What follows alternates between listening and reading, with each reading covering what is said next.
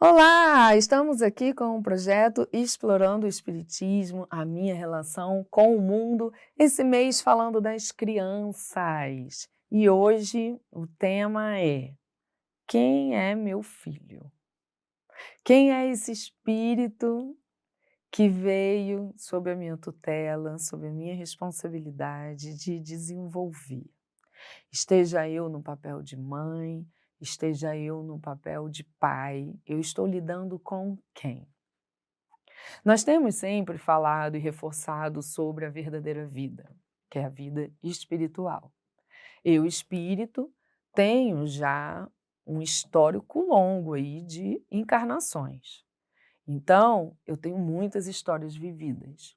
Eu tenho muitos relacionamentos construídos, muitos relacionamentos destruídos.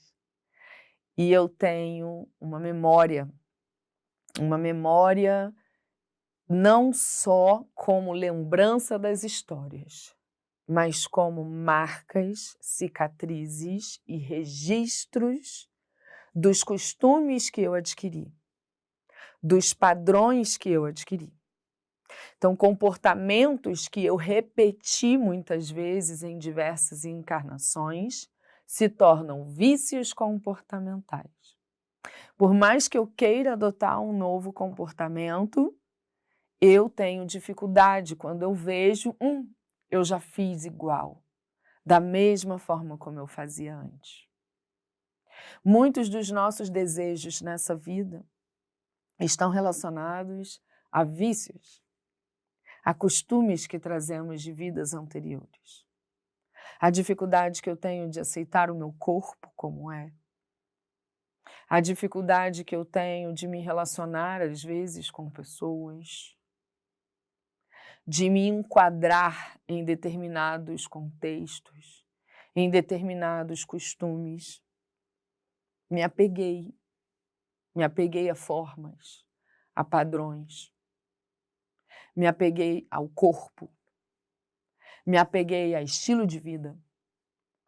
Então, embora na minha nova encarnação eu venha através da infância, num corpo limitado, cheirosinho, gostosinho, lindo, fofo, eu sou um espírito já vivido.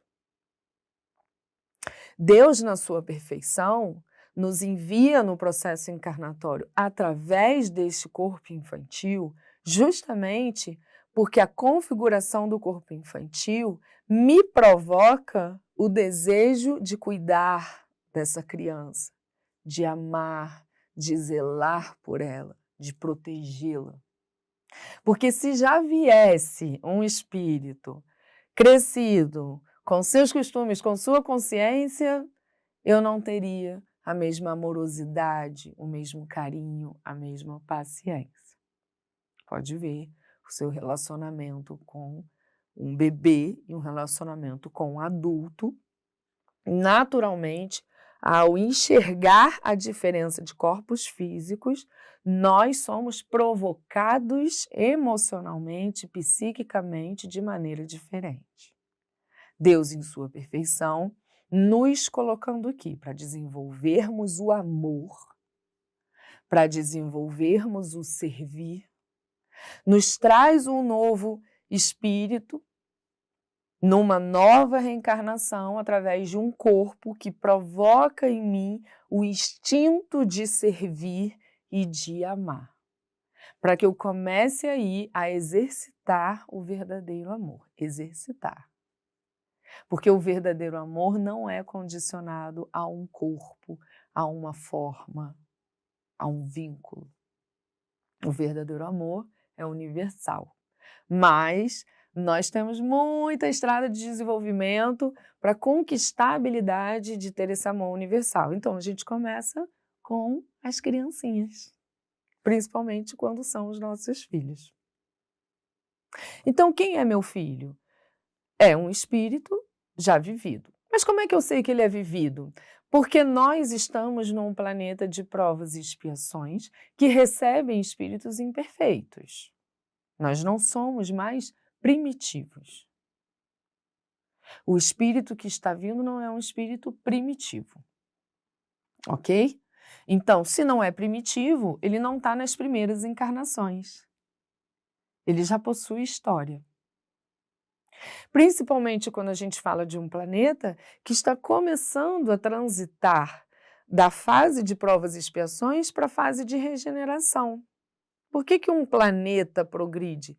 Porque os espíritos que estão nesse planeta progrediram. O progresso da inteligência é que move o desenvolvimento do planeta.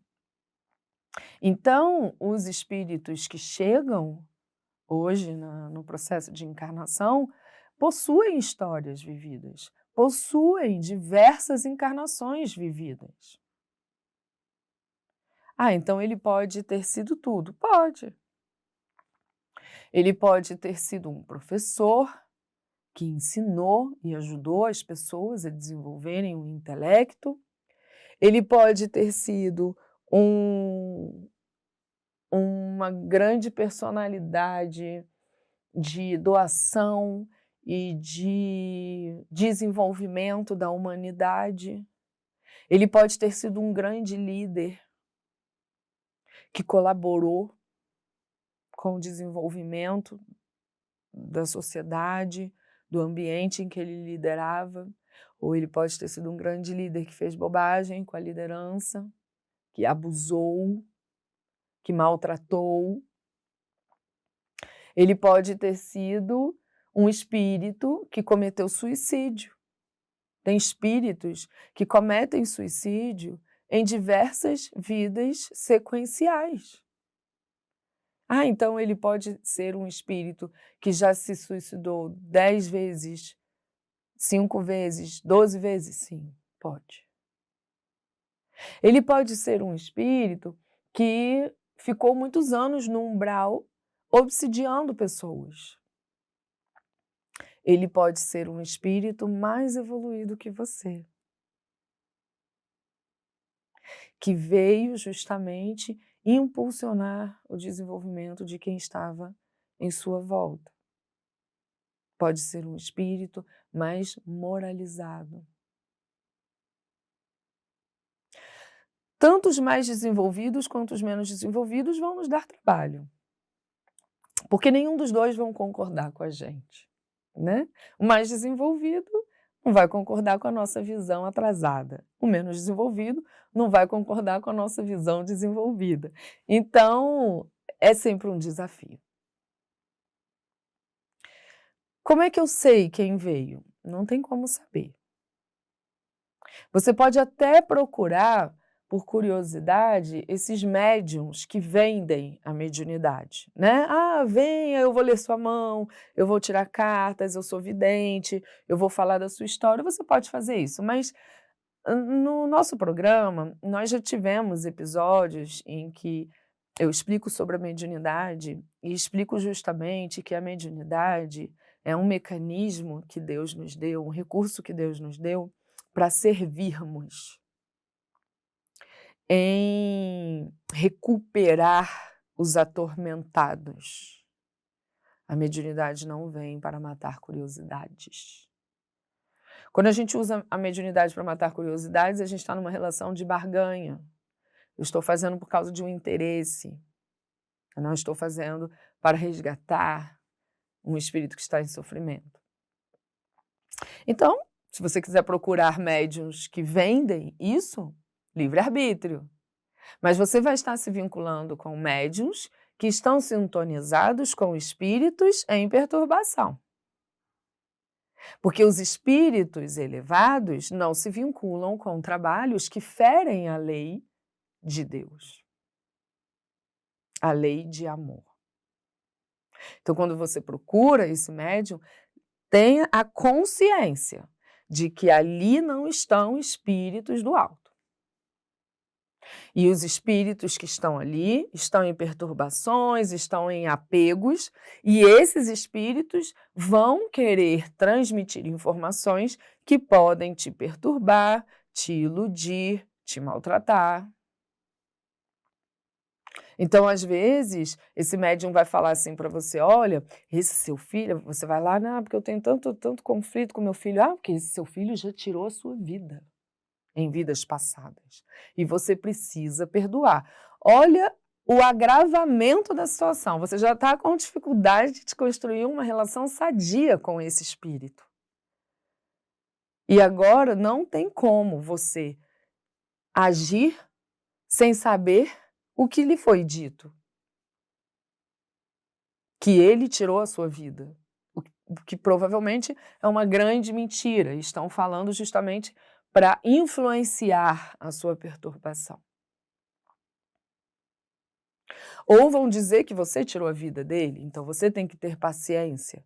E aí a maneira como você vai interpretar o relacionamento de vocês é influenciado por essa informação. Ora, se Deus não nos dá acesso a essa memória do passado, um objetivo tem. Por que você quer ferir uma decisão divina? Porque você sabia que tem pessoas que vivem regressões espontâneas? Quando a gente estuda mediunidade, a gente aprende sobre isso. Às vezes a gente tem acesso a memórias do passado assim espontaneamente, né? Então, quem tem isso é porque Deus quis. Então tem um propósito, entende?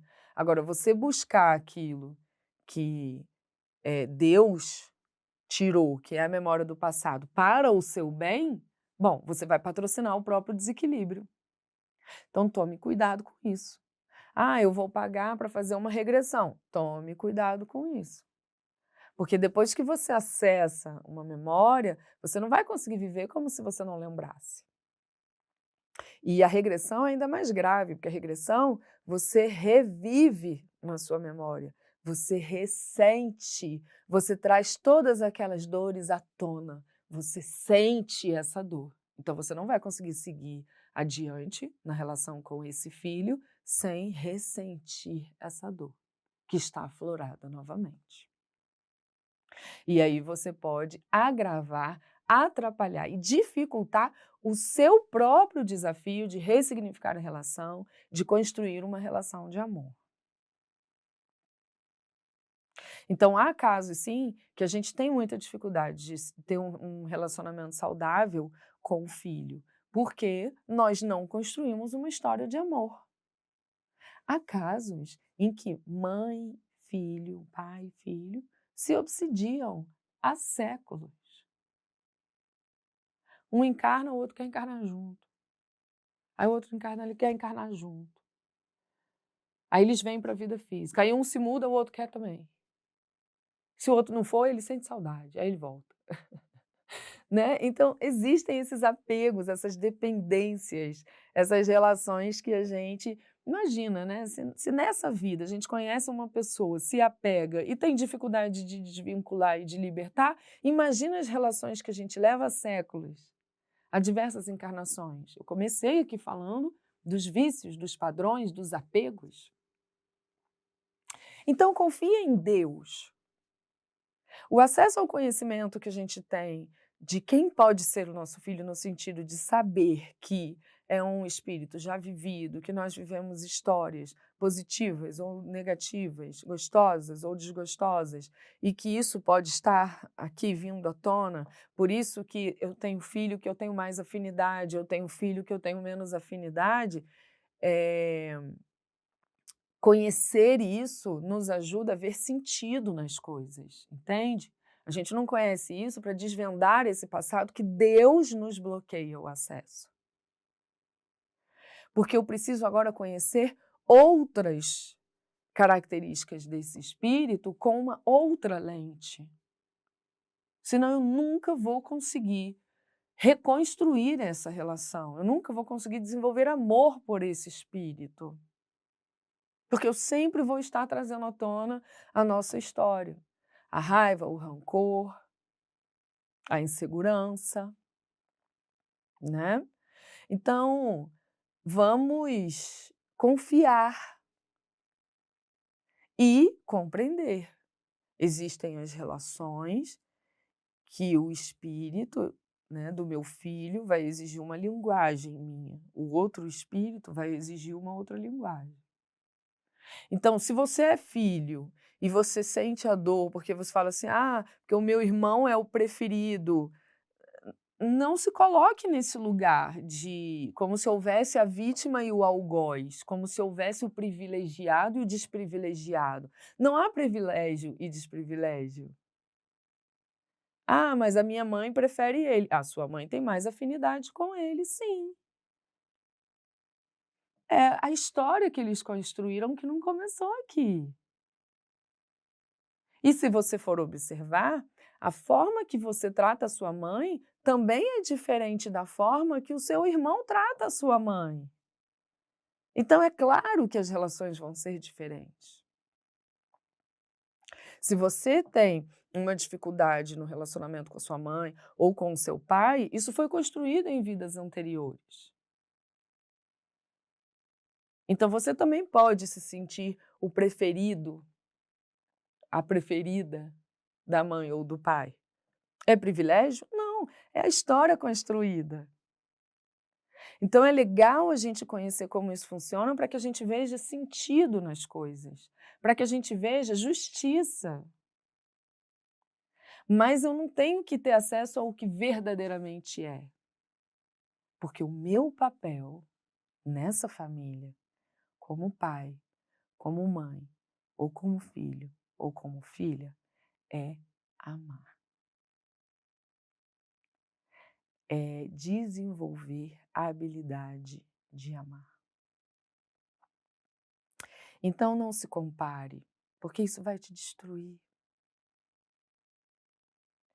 Não se iluda no desejo de querer ter uma relação que não existe. Isso vai te destruir. Esteja lúcido sobre qual é a sua verdadeira relação com o seu filho e com a sua filha, ou no lugar de filho, com a sua mãe, com seu pai, para que você busque canalizar seus esforços no desenvolvimento de um relacionamento saudável. Não importa o nosso passado, não importa a diferença da nossa relação com as outras relações. O que importa é que, independente de tudo isso, Deus nos colocou neste lugar de mãe, pai, filho, filha, para amarmos. Então, fica o convite para o desenvolvimento da habilidade de amar seu filho, sua filha, da maneira como eles são, sendo responsável em compreender como seu filho é, como sua filha é. Quais as tendências comportamentais do seu filho e da sua filha e quais recursos você consegue trazer para a vida deles para fortalecê-los na jornada, para favorecer o desenvolvimento espiritual deles, porque eles vieram para isso. Eles vieram para se desenvolver. E se Deus te escolheu para ser o pai ou a mãe desse espírito, é porque você possui. O melhor que você tem possui os elementos que esse espírito precisa. Então, de novo, não se compare. Dê o melhor que você tem. Essa tem que ser a reflexão. Eu dei o melhor de mim? Eu poderia ter feito melhor? Porque às vezes a gente acha que deu o melhor da gente, porque a gente está tão viciado num comportamento, fala, eu dei o melhor de mim, esse sou eu. Não, eu poderia ter feito melhor. Estava ao meu alcance. O que Deus quer de você não é que você seja igual a mãe tal, o pai tal. O que Deus quer de você é que você dê o seu melhor para o seu filho e a sua filha. Porque é dando o seu melhor que você vai amar, que você vai servir, honrando com o compromisso da maternidade e da paternidade. E aí você vai entender, na relação de amor, que quem ele é não importa. O que importa é que Deus confiou a você o desenvolvimento dele.